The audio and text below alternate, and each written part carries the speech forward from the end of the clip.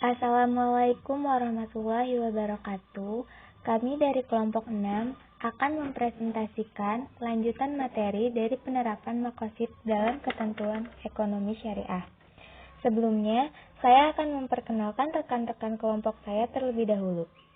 Di kelompok 6 ini ada Alifah Qurrata A'yun, Ananda Delvi Nadia, Dian Febriani, dan Fadilah Nurjihanti. Maqasid larangan menghambur-hamburkan harta. Allah Subhanahu wa Ta'ala berfirman yang artinya, dan berikanlah kepada keluarga-keluarga yang dekat akan haknya, kepada orang miskin dan orang yang dalam perjalanan, dan janganlah kamu menghambur-hamburkan hartamu secara boros. Al-Quran Surah Al-Isra ayat 26. Sesungguhnya pemboros-pemboros itu adalah saudara-saudara syaitan, dan syaitan-syaitan itu adalah sangat ingkar kepada Tuhannya. Al-Quran Surah Al-Isra ayat 27. Maqasid ini sesuai dengan prinsip Islam, yaitu membelanjakan pendapatan dengan wajar. Hal ini juga menjadi panduan utama untuk mendorong terbentuknya konsumen cerdas, yaitu cerdas dalam memilih apa yang dikonsumsi, berapa banyak yang dikonsumsi, pada harga berapa, dan juga dimaksudkan untuk membeli apa yang dibutuhkan saja, tidak untuk menimbun barang. Maksud larangan tabdzir dalam dua ayat ini adalah dengan tidak menghambur-hamburkan harta, maka harta akan terlindungi dan bisa disalurkan sesuai anjuran di atas. Inilah maksud Allah melarang tabdzir. Maqasid penentuan ukuran dan timbangan. Rasulullah Shallallahu Alaihi Wasallam menjelaskan ketentuan tersebut dalam hadis.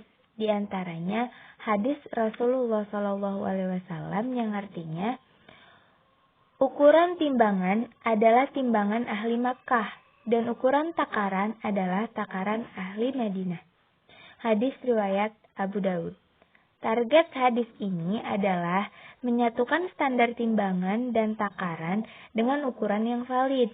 Maka menggunakan ukuran-ukuran lain seperti ukuran kilogram sebagai rujukan timbangan itu dibolehkan dan tidak menyalahi hadis di atas. Karena ukuran kilogram sesuai dengan maqasid bisnis. Maqasid akad-akad dalam fikih. Dr. Muhyiddin Ahmad menjelaskan bahwa maudhu al-qad adalah tujuan disyariatkannya suatu akad tertentu. Tujuan akad ini berbeda-beda sesuai dengan jenis akadnya. Kita ambil contoh dalam akad jual beli. Targetnya adalah barang yang dijual memiliki pembeli dengan harga sebagai imbalannya. Berikut ini 3 tujuan setiap akad. Yang pertama, tujuan akad bai adalah memberikan barang dengan harga secara dawam atau tidak temporal. Yang kedua, tujuan akad ijarah adalah memberikan jasa dengan upah secara temporal. Yang terakhir, tujuan akad hibah adalah memberikan harta kepada orang lain tanpa imbalan. Maqasid berinfak. Allah Subhanahu wa Ta'ala berfirman yang artinya, mereka bertanya kepadamu tentang homer dan judi. Katakanlah, pada keduanya terdapat dosa yang besar dan beberapa manfaat bagi manusia. Tetapi, dosa keduanya lebih besar dari manfaatnya. Dan mereka bertanya kepadamu apa yang mereka nafkahkan. Katakanlah, yang lebih dari keperluan. Demikianlah Allah menerangkan ayat-ayatnya kepadamu supaya kamu berfikir. Al-Quran Surah Al-Baqarah ayat 219.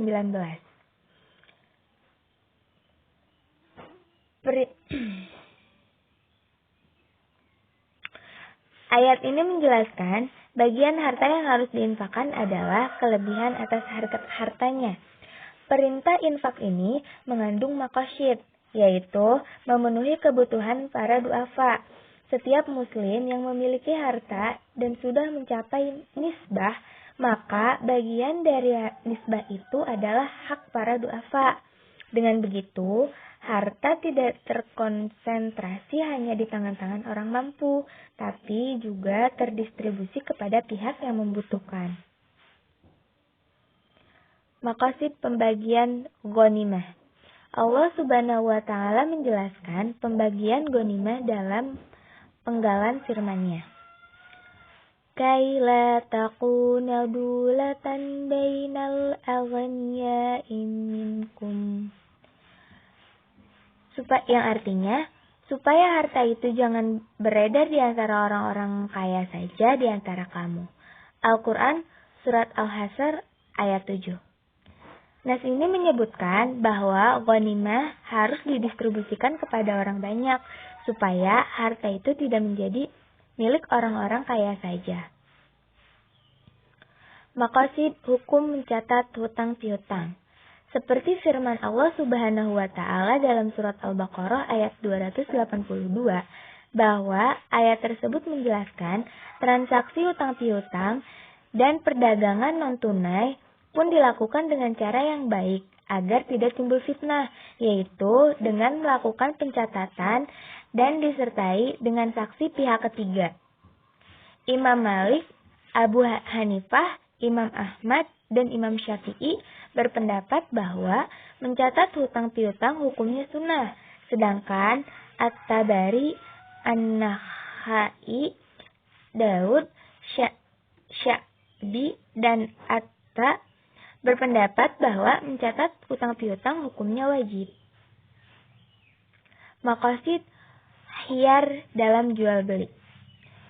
Sebagian ulama menafsirkan tafarruq berarti ketika kedua belah pihak meninggalkan tempat akad, maka itu tafarruq. Sebagian lain menafsirkan bahwa tafarruq terjadi ketika pihak-pihak telah melakukan ijab qabul, walaupun belum meninggalkan tempat akad. Maqasid akad jual beli.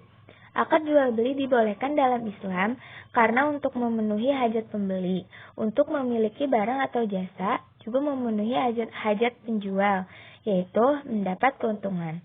Tetapi, jika penjual menjual barang secara tidak tunai pada waktu tertentu, kemudian sebelum jatuh tempo, penjual membeli kembali secara tunai, maka transaksi ini tidak dibolehkan karena substansinya akad ini adalah pinjaman berbunga. Maqasid kewajiban berzakat. Allah Subhanahu wa taala berfirman yang artinya, ambillah zakat sebagian harta mereka. Dengan zakat itu kamu membersihkan dan mensucikan mereka dan mendoakanlah untuk mereka. Sesungguhnya doa kamu itu menjadi ketentraman jiwa bagi mereka. Dan Allah Maha mendengar lagi Maha mengetahui. Al-Quran Surah At-Taubah ayat 103. Ayat ini menegaskan bahwa zakat disyariatkan untuk tujuan tertentu, yaitu pembiasaan diri untuk memberi dan bersedekah. Maqasid hadis tentang zakat fitrah. Rasulullah Shallallahu Alaihi Wasallam mewajibkan zakat fitrah berupa 1 sa' makanan atau 1 sa' syair atau 1 sa' kurma atau 1 sa' ak. Hadis riwayat Abi Sa'id Al-Khudri. Zakat fitrah dalam hadis tersebut memiliki tujuan khusus, yaitu mensucikan harta muzaki. Muzaki adalah orang-orang yang berzakat fitrah.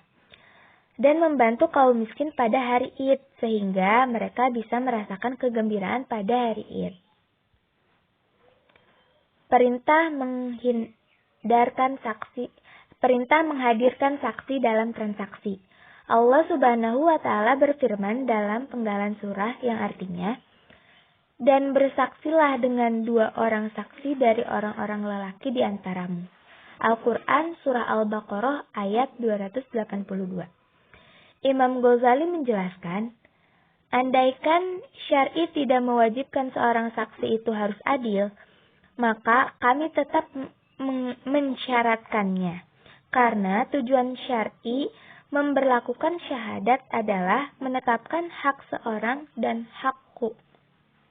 Tidak bisa ditetapkan oleh seorang yang fasik. Cukup sekian presentasi dari kami. Jazakumullah khairan katsiran. Wassalamualaikum warahmatullahi wabarakatuh.